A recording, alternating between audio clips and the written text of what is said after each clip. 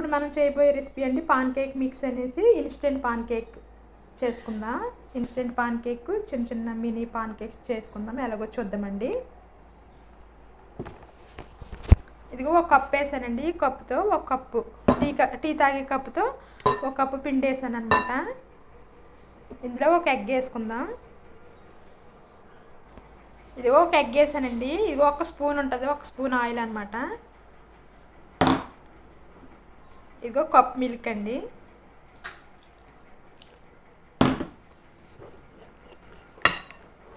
ఇవి బాగా మిక్స్ చేసుకోవాలి. చూసారండి, ఈ విధంగా బాగా మిక్స్ చేసుకోవాలండి మనం. ఇప్పుడు కొంచెం బటర్ రాద్దామండి.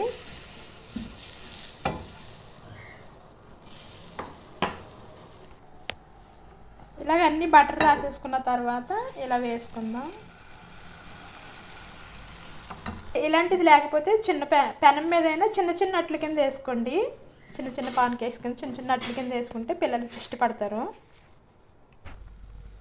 చూద్దామండి, తిరిగేసుకుందాం.